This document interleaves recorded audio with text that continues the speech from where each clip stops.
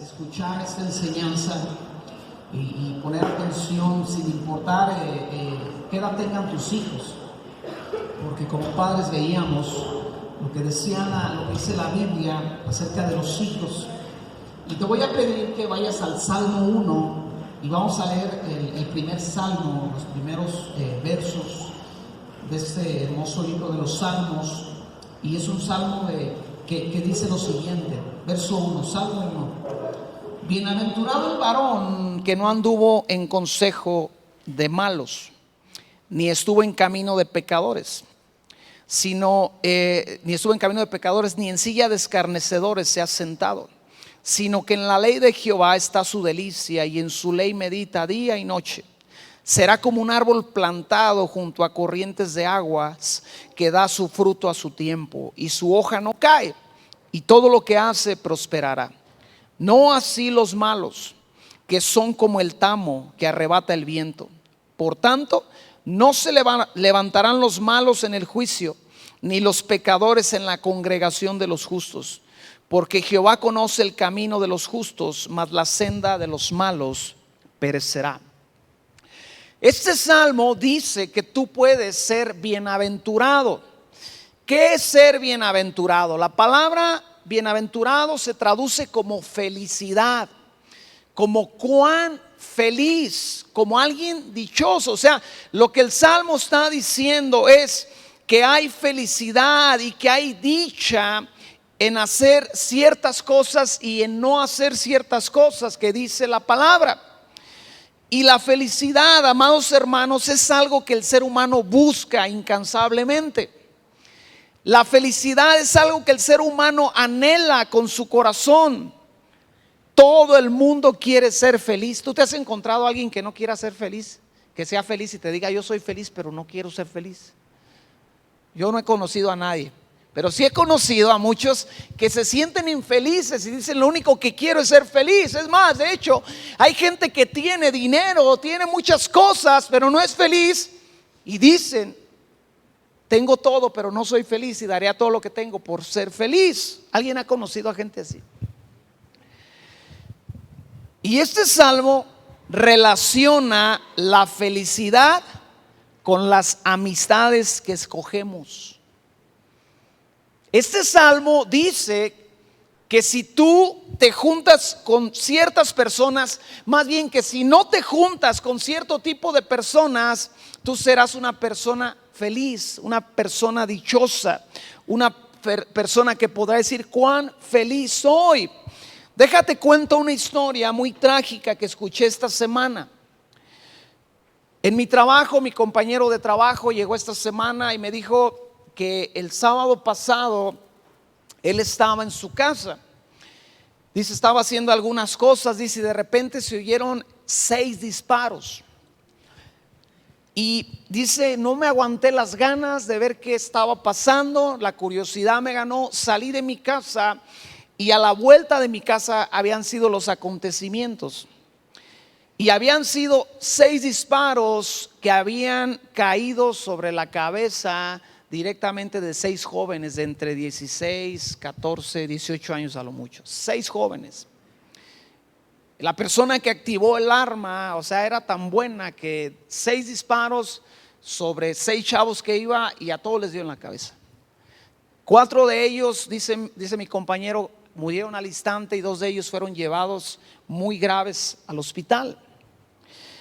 Y entre ellos había una jovencita que su mamá llegó a la escena, y dice este compañero que su mamá gritaba desesperadamente y le decía: te dije que dejaras esa amistad y esa compañía. Obviamente inconsciente su hija, y fue una de las que se llevaron al hospital.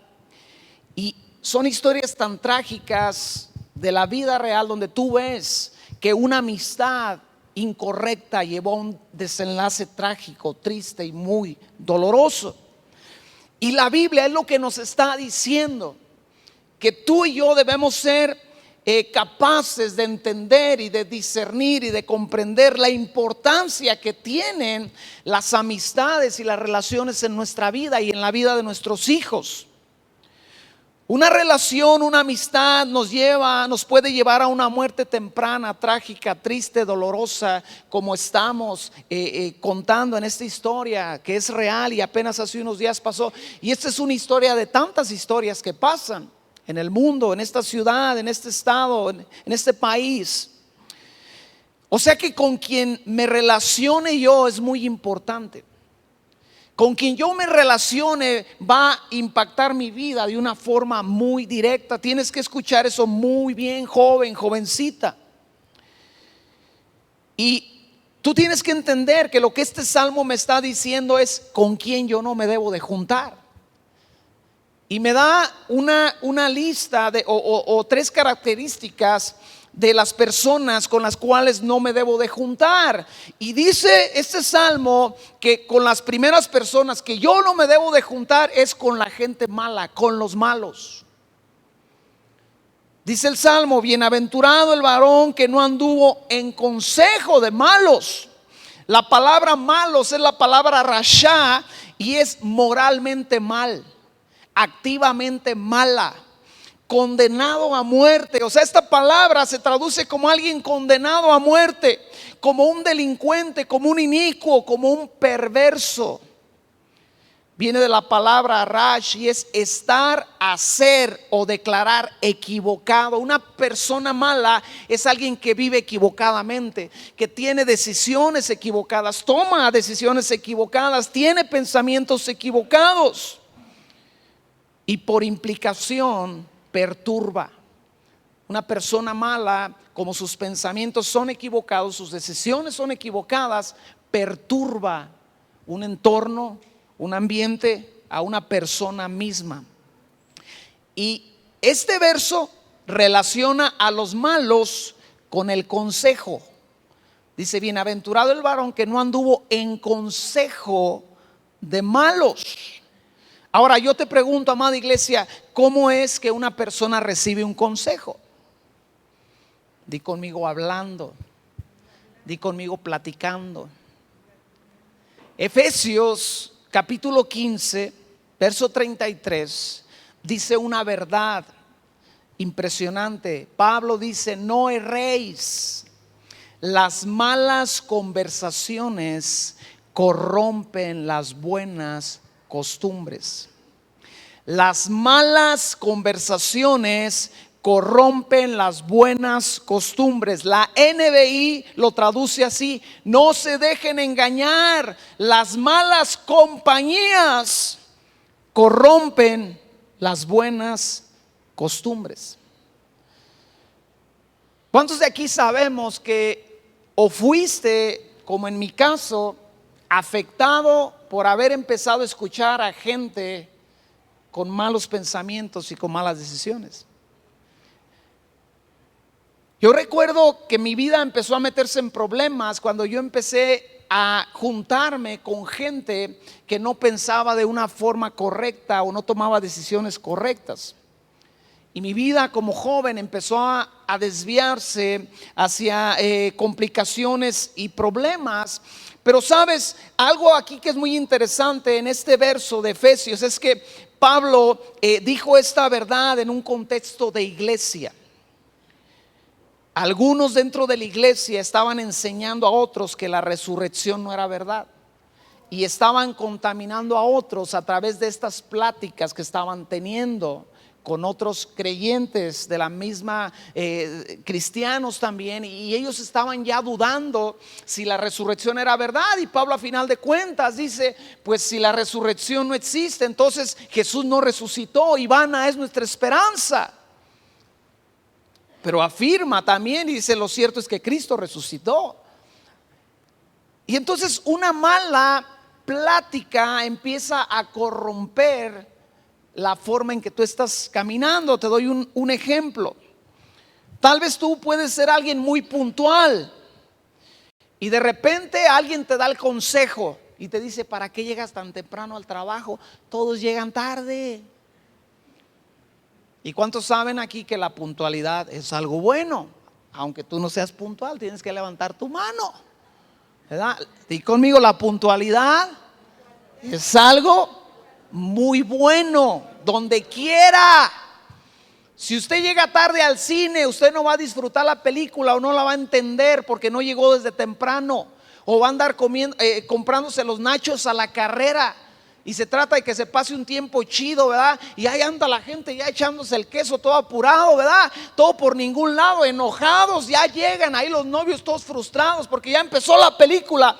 La puntualidad es algo bueno, pero sin embargo puede ser que yo sea muy puntual y de repente me junto o empiezo a escuchar personas que me dicen: ¿para qué eres puntual en la iglesia? Todos llegan bien tarde. ¿Cuántas personas son en la iglesia? Pues 100. Y cuando empiezan la reunión, ¿cuántas están? Como 20. Ahí está. ¿Para qué? Y entonces empezamos a escuchar el consejo, el mal consejo. Y se corrompe nuestra buena costumbre. Se cambia nuestra buena costumbre de la puntualidad. Todo parecido con la realidad es media coincidencia, porque eso nomás sucede en las iglesias de Washington. Aquí en México no suceden esas cosas. Puede que usted sea alguien generoso y de repente se topa con alguien que le da un consejo malo. ¿Para qué la hace? La gente es malagradecida. La gente no valora. La gente es mañosa, ¿verdad? Y de repente usted ya no ayuda, a pesar de que usted veía que eso era algo bueno. Puede ser que usted sea constante en las cosas, en las reuniones de la iglesia, ¿verdad? Y de repente alguien le dice, usted tiene que entender que muchas veces esto sucede dentro de un contexto de iglesia. O sea, no es que alguien del mundo lo agarre y le dé un mal consejo, es que hay muchas veces gente dentro de la iglesia que da malos consejos. Y si usted no le han dado un mal consejo, tal vez porque usted es el que los anda dando, no se crea. Pero a través de los años yo he encontrado esto. Tengo 26 años de conocer de Cristo y de ir a la iglesia, y he encontrado que muchas veces el mismo creyente te da un consejo que es malo. Tal vez usted es muy constante en la oración y la lectura y de repente se topa alguien que dice: ¿para qué oras? De todos modos Dios hace su voluntad. ¿Para qué lees? De todos modos el pastor va a predicar el domingo. Y eso corrompe una buena costumbre. Eso echa a perder una buena costumbre. Y así es en todos lados, en la escuela, en el trabajo, en la iglesia. Y hay consejos un poco malos y hay consejos muy malos, ¿verdad? Yo cuando platico con un hombre que no es creyente y sobre todo un amigo de años, y me lo topo: ¿y cómo te ha ido? Una vez platicaba con uno y le digo: ¿cómo te ha ido? Dice: me divorcié de mi esposa. Tuvimos 5 hijos o 6, no me acuerdo, dijo, y me divorcié. Dice: pero sabes, dice, tengo en mi corazón el anhelo de buscarla. Yo le animaba a que regresara con ella. Y me dijo: Alejandro, eres el primer hombre que me dice eso. Todos me dicen: mándala a la fregada, búscate otra, hay bien hartas y aquello y que el otro. Dice: eres el primer hombre que me dice que considere el buscar a esta mujer y que considere una restauración. Porque para dar malos consejos, donde quiera hay. Pégale, dale sus cachetadas, ¿verdad? Donde quiera. Vamos a hacer esto, vamos a llevarlo a otro nivel, más intenso. Puede ser que usted, doña, sea una doña que tiene la costumbre de echarle lonche a su marido para su trabajo. Y de repente, ¿verdad? Ese no se lo comió un día. Y usted le platica a la comadre. ¿Y qué le dice la comadre? No le vuelvas a echar lonche a ese desgraciado. Y usted tenía una buena costumbre de hacerle su lonche a su marido, ¿verdad? De hacerle algo que le gustara. Pero la comadre, en vez de decirle: oye, es que a lo mejor le echaste algo que no le gustó, o a lo mejor se sintió mal, o a lo mejor le invitaron algo allá, ¿verdad? No te agüites, tú síguelo haciendo. No, ya no le eches al desgraciado. Todos los hombres son iguales. Mi marido tampoco se come lonche. Y ya no le echa lonche al marido. Porque las malas conversaciones echan a perder las buenas costumbres. Tal vez que un hombre muy trabajador, muy entregado, y platica con alguien más, con el compadre: ¿para qué te esfuerzas tanto? Tus hijos son bien malagradecidos, de todo modo no sales, mira que no sé qué. Ese hombre se empieza a hacer flojo. Empieza a dejar de esforzarse por una mala conversación, por una mala compañía. Alguien diligente en casa, en su trabajo, le dice: ¿para qué te esfuerzas? ¿Para qué te preocupas? ¿Para qué tienes la casa tan limpia?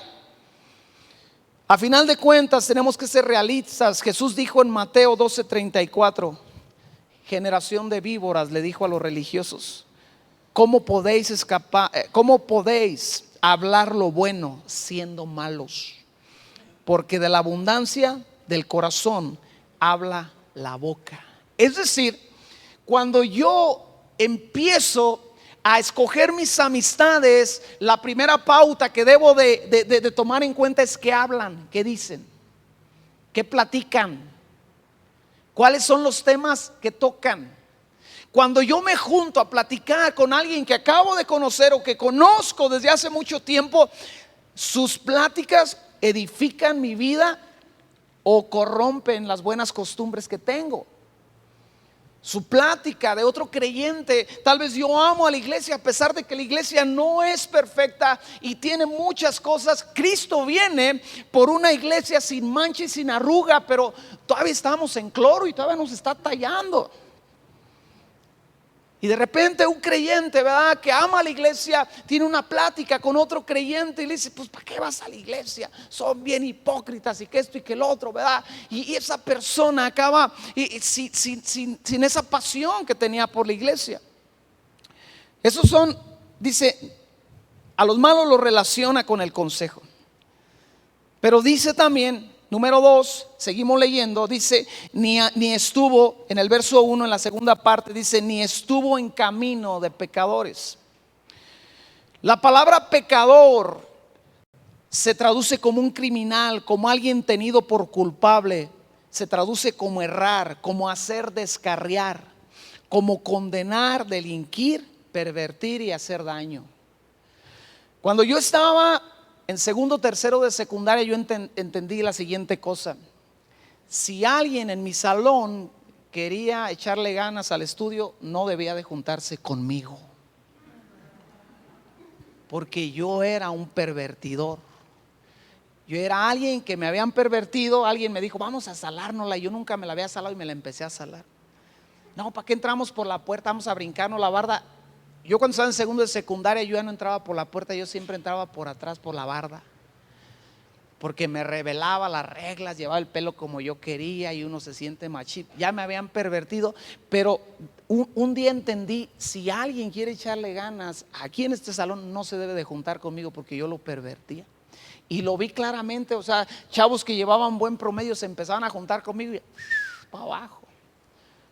Y yo entendí eso. Y esto es lo que este verso está diciendo: te hacen errar, te hacen descarriar. Es gente que está condenada, que delinque, que pervierte, que hace daño. Y a estos pecadores el verso lo relaciona con un camino. Fíjese cómo es el asunto. Usted escucha, primero lo que hace es que escucha al malo, pero después de que usted escucha el consejo, si usted prosigue ahí, usted comienza a caminar un camino de pecadores. Los pecadores tienen un camino, y cuando yo doy el primer paso delante de ese camino, estoy dando el primer paso hacia la desdicha, al dolor y a la tristeza de mi vida y de aquellos que me aman. Empiezo a estar donde ellos están. Empiezo a hacer lo que ellos hacen. Empiezo a caminar donde ellos caminan y empiezo a convivir donde ellos conviven. ¿Por qué? Porque escuché el consejo, pero no solamente lo escuché, sino que ahora comencé a andar con ellos. Comencé a caminar con ellos. Y la Biblia dice: no me debo de juntar con gente así. Pero también nos dice en el mismo verso: ni en silla de escarnecedores se ha sentado. ¿Qué es un escarnecedor? La palabra es lutz, y es hacer muecas, burlarse, mofarse, esfuerzo para pronunciar un lenguaje extranjero, interpretar, traducir, interceder. Un escarnecedor es un burlador, alguien que se burla. Si usted busca la palabra escarnecer en el diccionario, aparece como burlarse de una persona de manera cruel, con la finalidad de humillarla o despreciarla. ¿Qué es un escarnecedor? El escarnecedor pasa a una escena, o a una persona, o a una verdad, por el traductor de la burla y el menosprecio. ¿Me estoy explicando? El escarnecedor ve a un anciano que no puede atravesar la calle, y una persona buena dice: este anciano no tiene fuerza, este anciano ya no ve, así que yo tengo que ir y ayudarle y apoyarlo. Y es más, hasta se proyecta y dice: porque yo algún día voy a estar anciano. Y esa persona buena va y ayuda al anciano. El escarnecedor lo ve por otra lupa y dice: mira ese viejillo enquencle, ya ni fuerzas tiene, ya mejor deberían de atropellarlo, ya nomás está robando oxígeno. Es un burlador que menosprecia y humilla de una forma intensa. Entonces tenemos que entender, déjame decir aquí una nota: no estamos hablando del relajo sano que todos echamos. No estamos hablando de esa carrilla cotidiana que nos echamos mutuamente con el fin de pasar un buen rato y de reírnos de nosotros mismos de una forma sana. No queremos ser religiosos aquí, que el día de mañana alguien diga una broma y: ay, es un escarnecedor, pastor, córralo de la iglesia. No estamos hablando de ese tipo de cosas.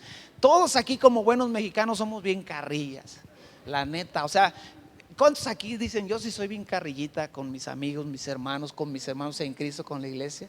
¿Y cuántos, la neta, sabemos que la misma iglesia es bien carrilla? O sea, con nosotros mismos, ¿verdad? No estoy hablando de eso, que quede claro. Estoy hablando de alguien que quiere hacer daño, que quiere humillar, que quiere menospreciar, que quiere avergonzar a alguien o a algo. Eso es un escarnecedor. Y la Biblia está diciendo que el hombre que no se siente en esa silla va a ser bienaventurado, va a ser dichoso y va a ser feliz. Entonces podemos decir esto de la siguiente manera: el malo me da un consejo. Este consejo me introduce al camino del pecado, y ese camino me hace terminar sentado cómodamente en la silla de ser un escarnecedor y de pretender humillar todo aquello que pueda humillar o que quiera humillar. Y podemos decir lo siguientes: las amistades traen influencia a mi vida. Dile al que está a tu lado: las amistades traen influencia a tu vida. No es cierto que no es totalmente verdad ese dicho que dice: dime con quién andas y te diré quién eres. Porque también como hijos de Dios debemos de juntarnos con los pecadores para llevarles el mensaje del evangelio. Pero juntarnos con ellos no quiere decir que vamos a escuchar su consejo y que nos vamos a hacer como ellos y que vamos a caminar como ellos. Pablo más bien decía: no se junten con gente que llamándose hermana sea blasfemo, pecador, fornicario, idólatra.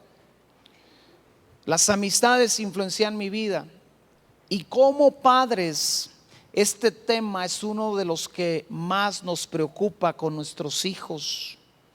Es uno de los obstáculos más constantes y difíciles que nuestros hijos encuentran. Salmo 127, lo hemos estudiado por 2 semanas, dice que nuestros hijos son flechas en nuestra mano, en nuestro arco, y muchas de las veces nosotros disparamos bien, pero resulta que nuestros hijos se toparon con una mala amistad, o a nosotros nos dispararon bien chido y nosotros nos topamos con una mala amistad, y esa mala amistad nos desvió de lo que mi padre o mi madre pretendían en ese momento para mi vida. Entonces es un tema que a los padres nos da pavor pensar que nuestros hijos sean metidos en un mundo de maldad, en un mundo que los lleva a un desenfreno por una amistad. Y la realidad es esa. Mira, yo por ejemplo veo, platico con la gente que ha caído en el tema de las drogas. Todos ellos fueron introducidos ¿por quién? Por un amigo. Y el amigo, ¿qué les dijo? No pasa nada. ¿Y qué cree? Pues que sí pasa. Y después de eso andan batallando toda su vida para salir de ese mundo, de esa adicción, de ese entorno, de ese ambiente tan horrible. Pero a final de cuentas fue alguien, conocieron a alguien y ese alguien los introdujo. El tema de la pornografía es lo mismo. ¿Por qué alguien terminó atado a la pornografía? Pues porque en la escuela muchas veces alguien llevaba la pornografía y expuso al amigo, al compañero, y esa persona terminó siendo adicta a la pornografía, a lo que sea, al alcohol. Todo eso viene a través, y nosotros como padres debemos ser conscientes de eso, que es un tema muy fuerte de oración, de supervisión, con quién se están juntando nuestros hijos. Pero tenemos que empezar por nosotros, papás. Proverbios 27, verso 9 y 10 dice: la dulzura de la amistad fortalece el ánimo. Eso dice el verso 9, parte del verso 9. Pero el verso 10 dice: no abandones a tu amigo ni al amigo de tu padre.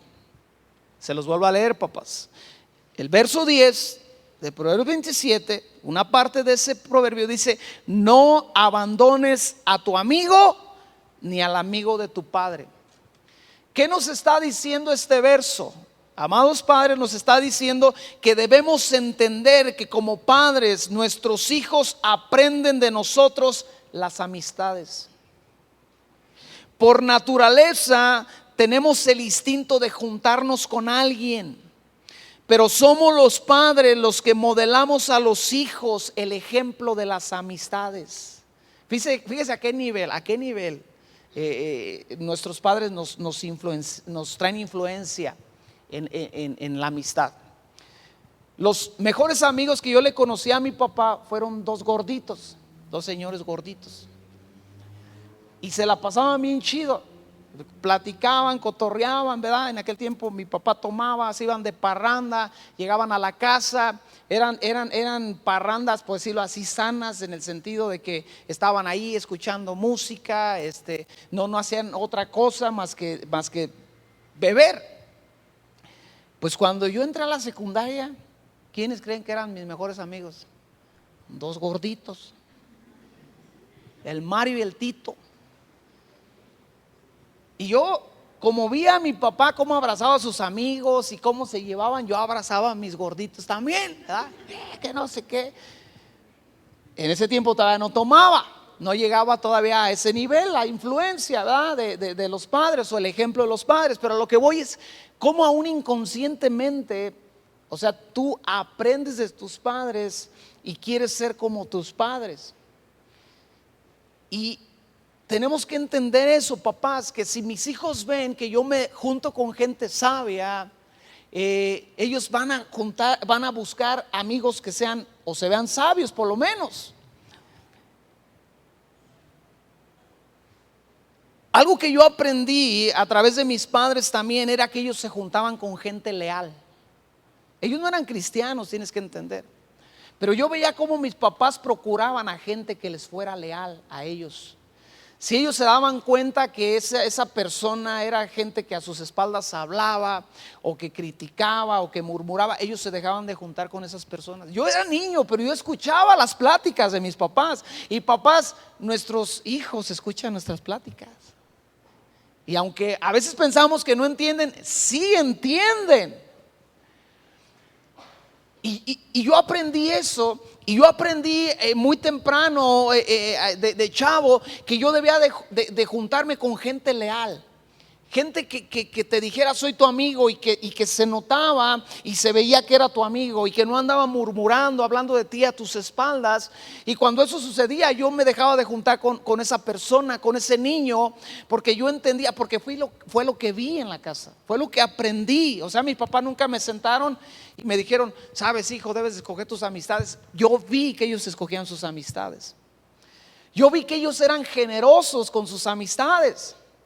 En Navidad siempre había alguien en casa que no era la familia, siempre había amigos de mis papás, unos compadres o alguien, y había también a veces algunos de sus parientes, pero ellos pasaban tiempo con sus amigos y eran generosos con sus amigos.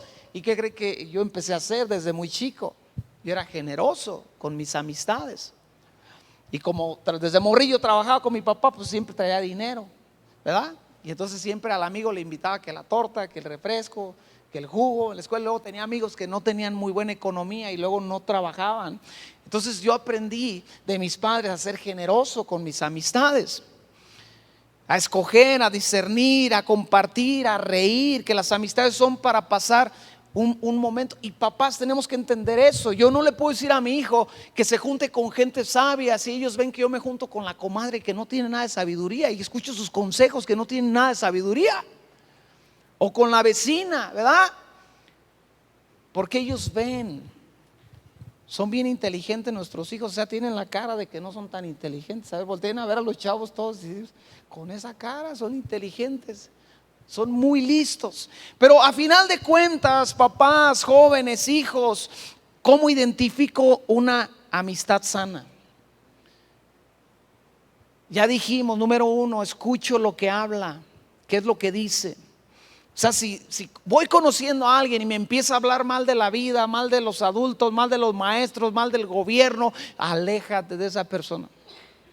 Y un día fui por mis hijos a la escuela, estaba allá afuera esperando que mis hijos salieran y había dos señoras platicando de la crisis económica y que sabe que tanto, a final de cuentas te iba a salir más barato hacerte un taco de tortilla con el bistec afuera, porque estaban hablando de cuánto estaba subiendo la tortilla. Yo me quité de ahí, digo, yo ni las conocía, pero dije, yo qué voy a escuchar esto, me voy todo neurótico a mi casa, todo preocupado. Y hay personas así que sus temas son así. O sea, no hay de su boca algo bueno, algo positivo saliendo, mucho menos bendición.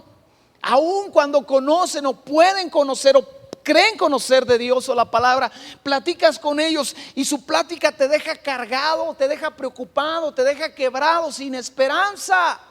En el tema que toques, sea la economía, el trabajo, ministerio, la iglesia, el matrimonio, los hombres, las mujeres, los hijos, lo que sea. Entonces, yo debo de escuchar qué habla esta persona.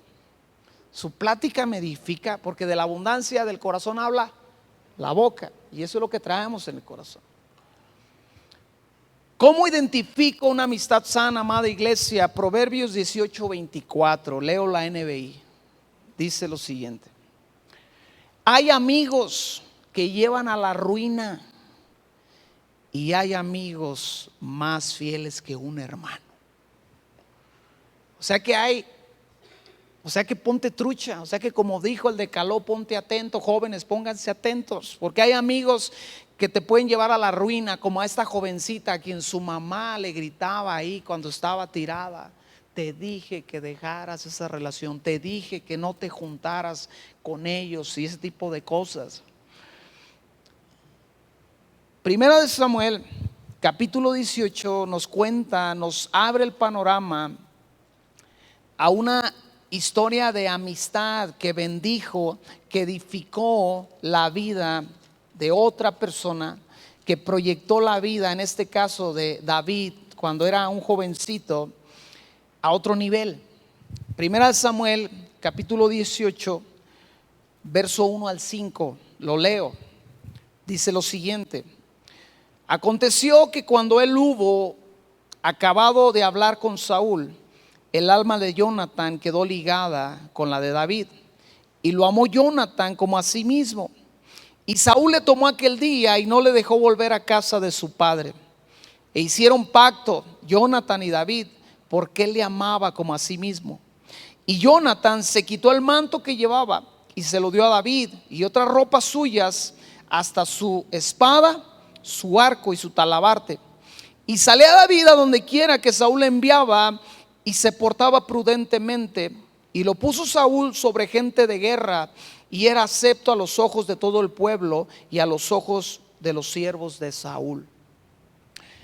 David es un chavillo como de 16 años, creen los historiadores, 16, 17 años. David era el pastor que cuidaba las ovejas de su padre. David había sido ya ungido por rey, porque el rey Saúl ya había sido desechado por Dios por su desobediencia.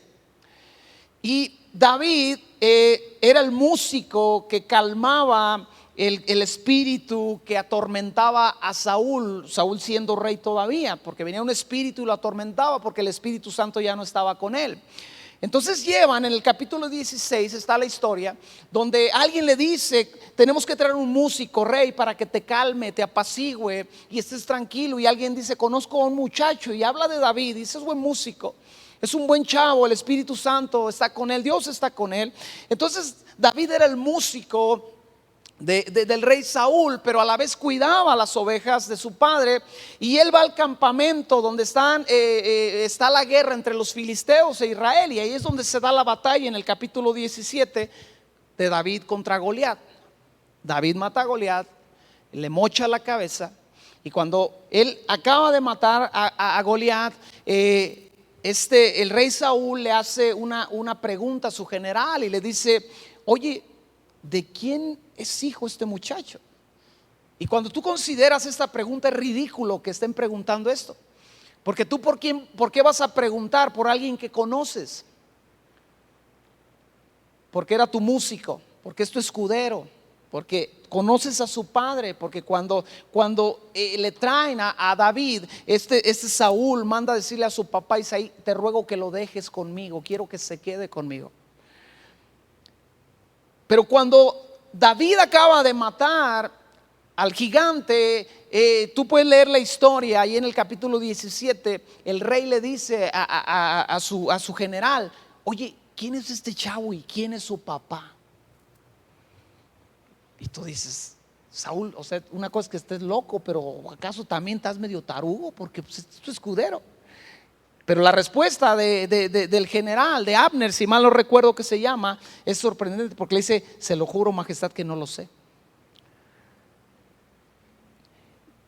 A final de cuentas, cuando él llega, habla con el rey, sucede algo que tenía que suceder para que David llegara donde tenía que llegar. Y el asunto es que él entabla, o la relación con Jonathan se va a otro nivel. Y cuando yo leo esta historia, yo entiendo que no fue que se conocieron ahí, porque tienes que entender, o sea, David era el músico del papá de Jonathan. David era el escudero del papá de Jonathan. Es decir, ellos ya se habían encontrado en algún otro momento, ya se habían visto, ya se habían por lo menos medio hablado, ya se habían encontrado o habían platicado un poco. Yo creo que así fue, porque mientras David peleaba con el gigante, yo creo que los ojos de Jonathan estaban puestos sobre él, no solamente porque era impresionante lo que iba a suceder, sino porque él de alguna forma conocía o había conocido ya a David. Pero en el capítulo 18, esa amistad se va a otro nivel, al nivel que se comprometen mutuamente. Y aquí es donde tú puedes ver la bendición que es una amistad. Dice que la NBI dice que tenían una amistad entrañable, y que Jonathan lo quería como a sí mismo. Aclaro, no eran puñales, porque luego de ahí se agarra esa gente que a fuerzas quiere que pensemos como la Biblia no dice que debemos de pensar. Y muchos dicen: ay, sí, no, es que ellos tenían una acá y eran medios acá y no sé qué. No es verdad. Lo quiso como a sí mismo. Pero escucha, ahí hay una parte muy interesante, joven, para que tú escojas una amistad. Papás, aquí hay una parte muy importante para que escojamos una amistad. Jonathan quería a David como a sí mismo. Es decir, habla de una sanidad del corazón en este joven.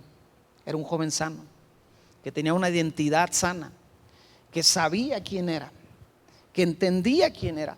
Y muchas veces ese es el problema con algunas amistades, que nos juntamos con gente que está bien dañada del corazón, gente que está tan afectada que no ama a nadie, ni ellos mismos se aman. Y entonces tenemos que entender que eso es muy importante. Y de alguna forma esta amistad que se acerca a la vida de David era una amistad sana. Hacen un pacto, pero luego Jonathan hace ciertas cosas que no cualquiera hace. Número uno, dice la Biblia, le da su manto. Una amistad que va a bendecir tu vida se va a despojar de algo, por lo menos de tiempo. Una amistad sana no solamente tiene un corazón sano y habla cosas que edifican tu vida, se va a despojar de algo. ¿Cuántos han notado que las amistades cuestan? Por lo menos tiempo. Muchos de nosotros tenemos amigos, pero no les hemos dedicado el tiempo, y la amistad no está en el nivel que debe de estar, que debería de estar, porque requiere tiempo. Y una amistad que va por buen camino o que va a bendecir tu vida se va a despojar de algo. una sana amistad está dispuesta a despojarse. En este caso, Jonathan se despoja de su manto. ¿Qué representa el manto en el Antiguo Testamento? Escucha, el manto era la protección contra el frío y contra el calor. Si ibas de viaje, tú ocupabas tu manto. Si fuera en el día, era para cubrirte del calor. Si fuera en la noche, era para abrigarte. Y una amistad sana de parte de Dios empieza a hacer eso, empieza a otorgarte cierta protección, como a través de las pláticas que tienes con ellos, con esa amistad. Esas pláticas te edifican. Y yo tuve amigos, escucha, que yo empecé a agarrar confianza por lo que ellos me decían. Es más, déjame le cuento una historia. Uno de mis amigos, los gorditos, él es la razón por la cual yo estoy casado con mi esposa. Yo era un chavo tan tímido y miedoso con las mujeres. Y a mí me daba tanto pavor platicar con una niña, con una jovencita. Y las cosas ocurrieron así. Nosotros, mis amigos, los gorditos, Tito y Mario, teníamos otro amigo que era el novio de la mejor amiga de mi esposa, a quien yo no conocía. Íbamos en segundo de secundaria.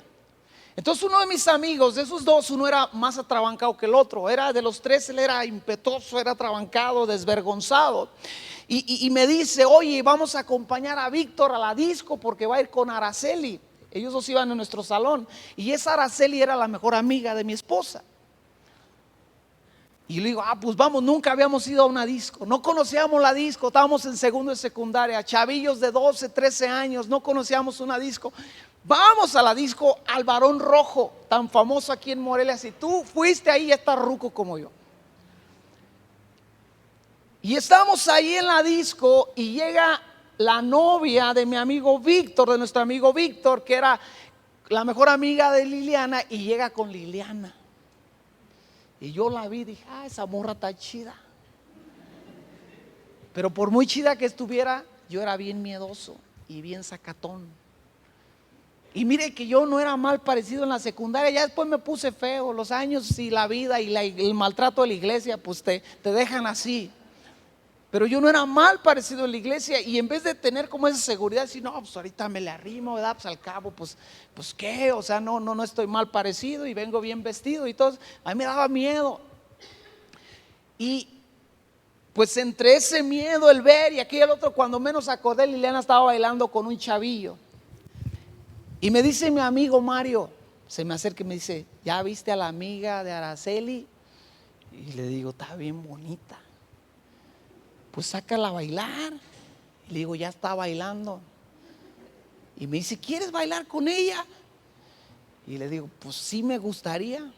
Ay, y así mueve su cabeza como diciendo, estás pero que rebotas de bruto.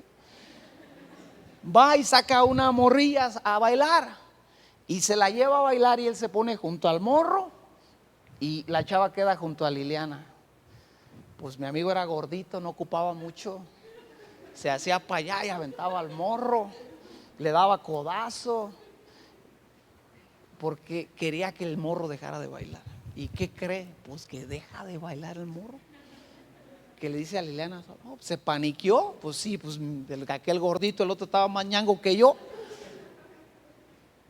Y le dice a Liliana que ya no, que ahí muere. Liliana va y se sienta y yo todavía me quedo de bruto viendo nomás. Y mi amigo Mario voltea y me dice desde allá, órale, y no le digo lo que me dijo. Pero usted se imagina, éramos jóvenes mundanos de segundo de secundaria. Órale, que quién sabe. Y ya pues yo por más miedo, le tuve más miedo a Mario que a la mujer. Abuelito, ¿quieres bailar? Y ya, ¡pum!, bailamos. Y ni siquiera platicamos aquel día, nomás bailamos. El asunto fue el lunes en la escuela, cuando llega su amiga y me dice, oye Serrano, que ¿te gustó mi amiga? Le digo, está bien chula. Dice, también le gustaste. Y ahí comenzó todo. O sea, esa amistad me llevó a algo que marcó mi vida. ¿Me estoy explicando? Y un amigo hace algo por ti. Un amigo que te ama, o sea, yo no sé este cuate qué onda, o sea, en qué estuvo, en qué pensó, o sea, por qué no dijo, está bien chida, yo voy y la saco. No, a él le gustó para mí. Él dijo, está para ti, órale. O sea, yo veo eso y un amigo hace eso. Un amigo te da, te cubre esas áreas débiles. Y como sabe, él sabía que yo era bien sacatón. Dijo, este cuate, si no le ayudo no se va a animar. Y empiezas a agarrar seguridad, empiezas a agarrar confianza. A lo mejor eres muy malo para el básquetbol y alguien te dice, no hombre, si la haces, mira, esfuérzate. Y empiezas a crecer. Eso hace una amistad buena, una amistad buena. Pónganse truchas, jóvenes. Pero no solamente le da su manto, le da su túnica. Y usted tiene que entender que este Jonathan no traía una túnica de ahí de la Pedregal, marca Patito. Él no traía una túnica de por ahí, ¿sabe? Él traía una túnica real.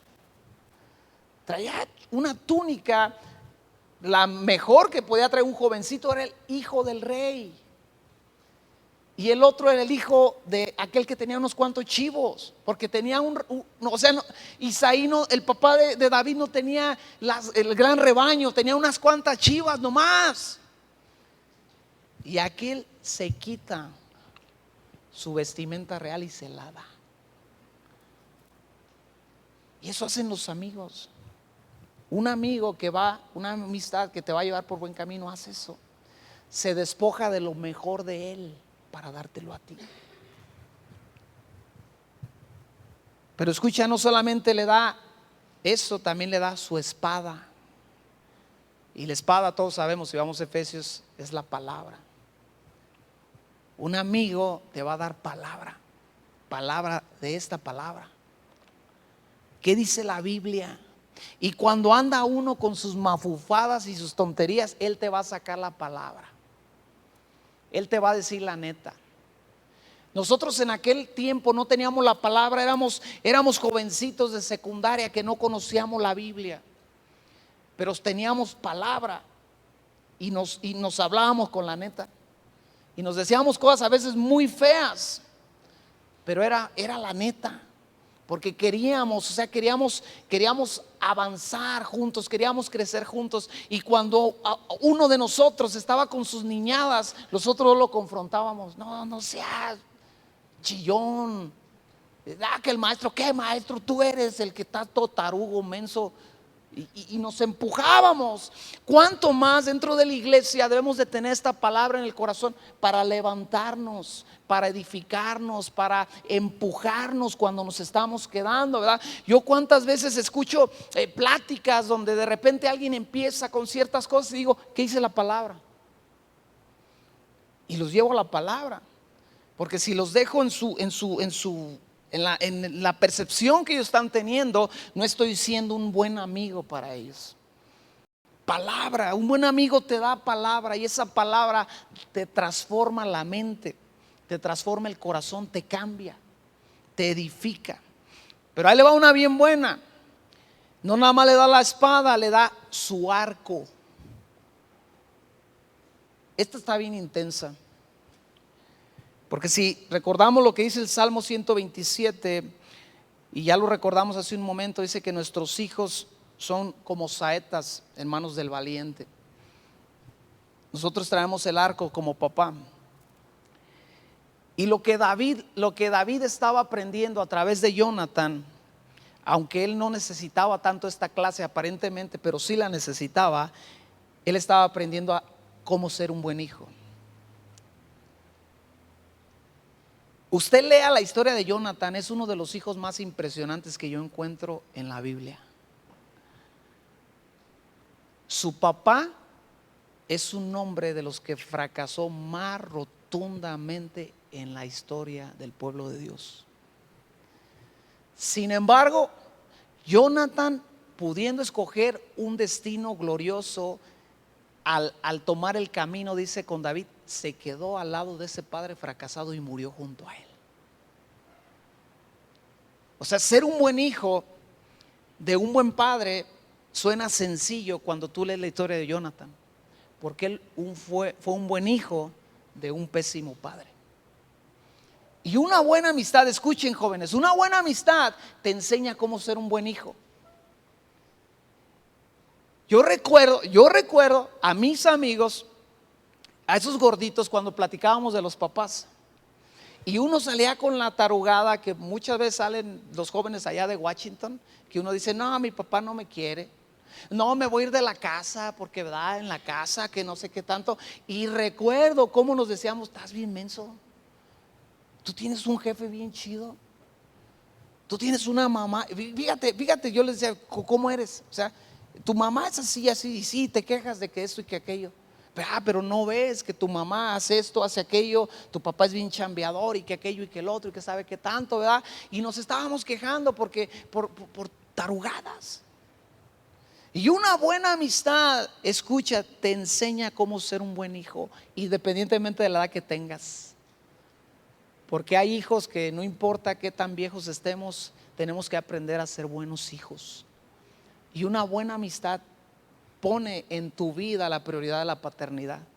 Y no importa qué tan malo sea tu padre o tu madre, una buena amistad te recuerda, pero la Biblia dice que debes de honrar a ese hombre y que debes de honrar a esa mujer. Pero es que es insoportable, pues pídele a Dios la gracia para que lo soportes. Pero es que no lo entiendo, pues pídele a Dios sabiduría para entenderlo.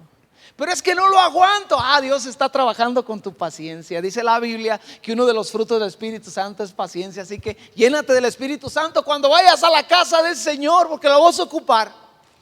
Pero una buena amistad nunca te dice que blasfemes en contra de las cosas más gloriosas que Dios dice que debes de tener en alta estima. Y ese es un problema y un peligro tan grave que corren los jóvenes en el ambiente que se desenvuelven.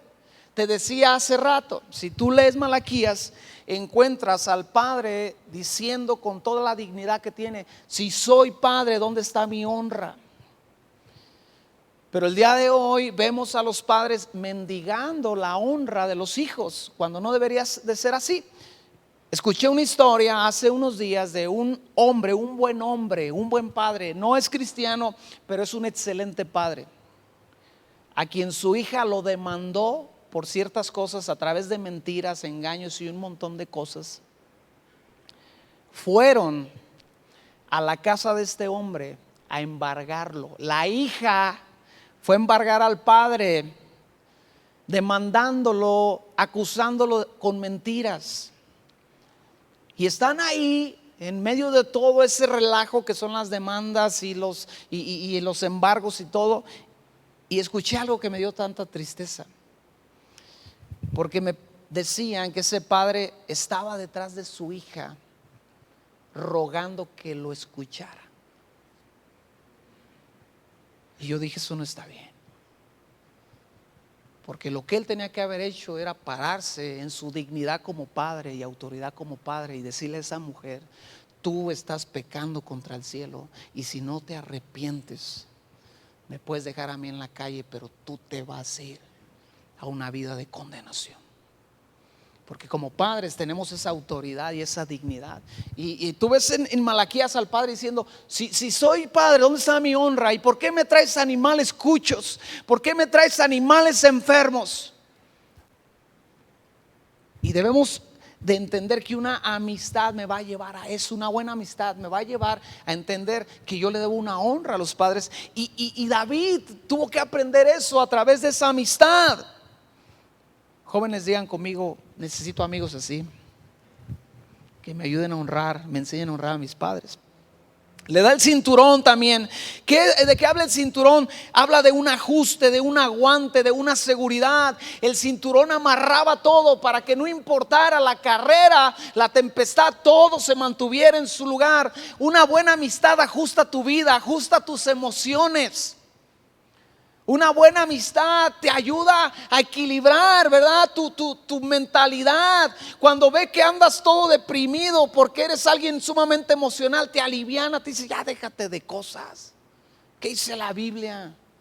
Déjate de cuentos ya, déjate de lloriquear, déjate de esas situaciones. Una buena amistad te alinea, te ajusta, te aprieta. Entonces tenemos que entender, la amistad de Jonathan equipó a David para estar preparado para el siguiente paso que Dios le estaba llevando a tomar. David no fue llevado de ser pastor simplemente al trono a ser rey, fue llevado a través de un proceso, y en ese proceso Dios le da una amistad que lo equipa. Y cuando esa amistad lo equipa, dice la Biblia en la NBI que David tuvo éxito. O sea, después de que entabla la relación, el pacto con Jonathan, y que Jonathan le da la túnica, el arco, le da la espada, dice que David tenía éxito en todo lo que el rey le delegaba. ¿Por qué? Porque esa amistad lo equipó, esa amistad lo capacitó. David no tenía espada y estaba llamado a ser el general del ejército, y la espada, tienes que entender, no se la dio el rey. O sea, eso está impresionante. Si él era llamado a ser el general ya del ejército del rey, vamos a darle chance al tren.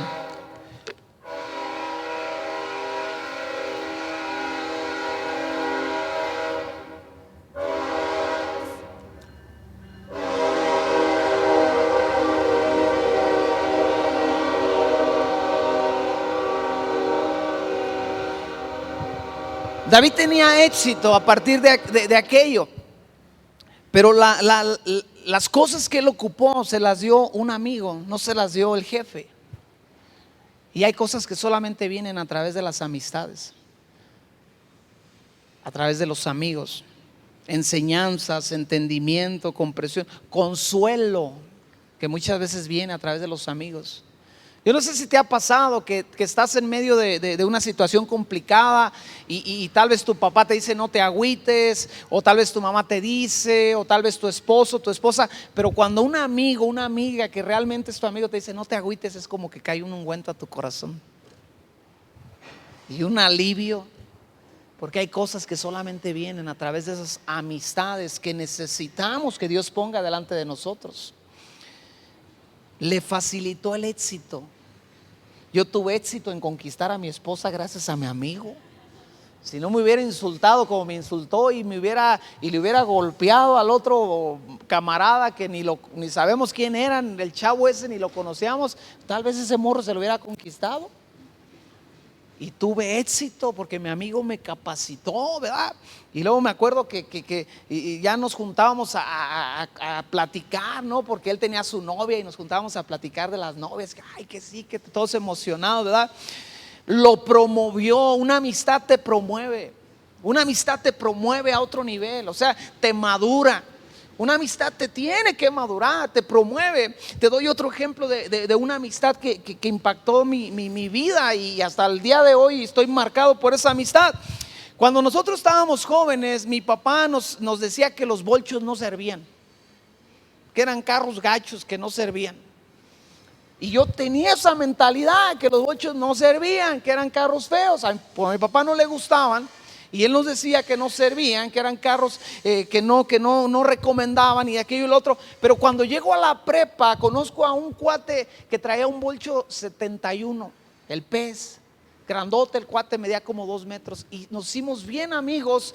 Y entonces yo me empecé a andar en el bolcho con él, y a mí me gustaban los bolchos.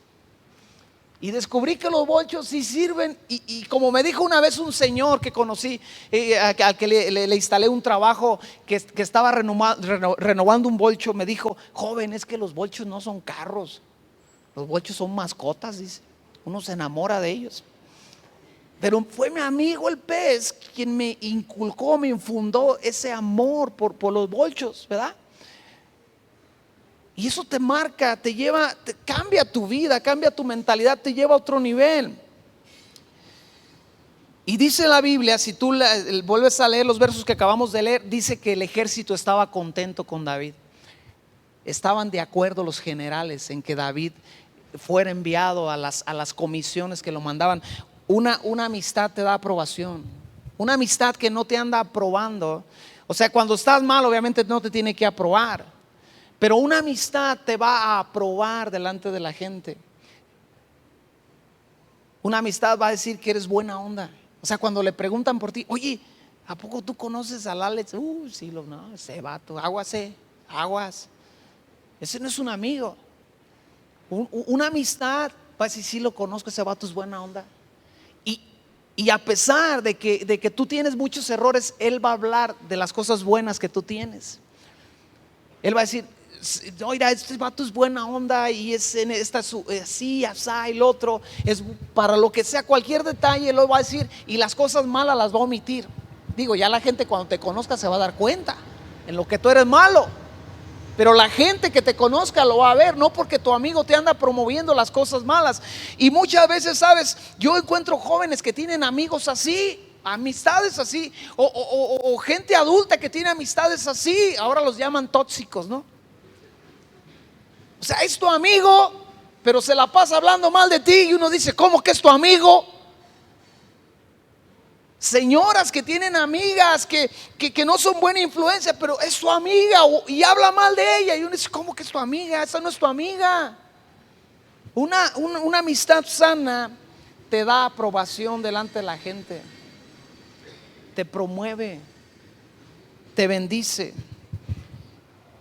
Y yo quiero cerrar con esto, amados papás que estamos aquí escuchando esto.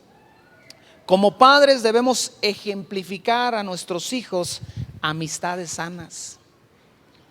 Que nuestros hijos vean que nos juntamos con gente, que nuestros amigos son gente que edifica nuestra vida, que edifica nuestra familia, que no es gente que la destruye, que no es gente que habla mal de ella, sino que es gente leal.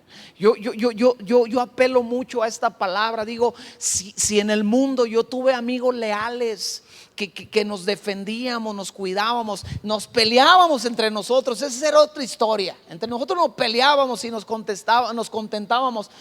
Pero aguas que te le hiciera de tos a alguno de otro salón, porque ahí sí se le armaba.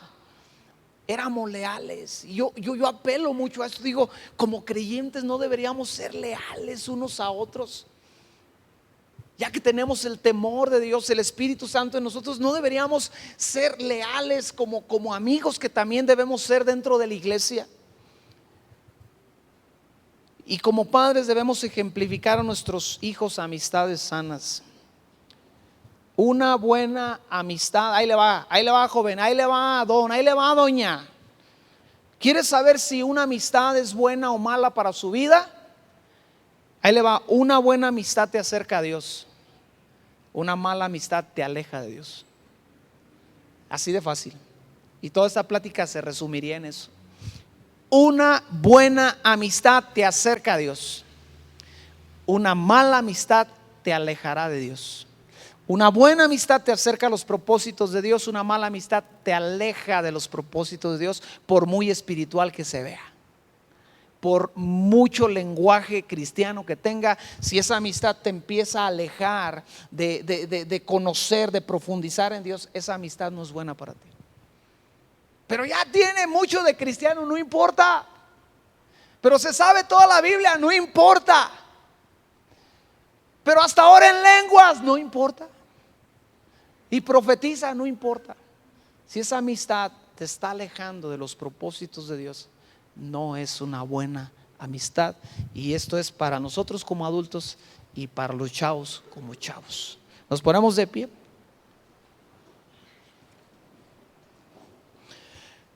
Puedes respirar y decir, ay, Jonás.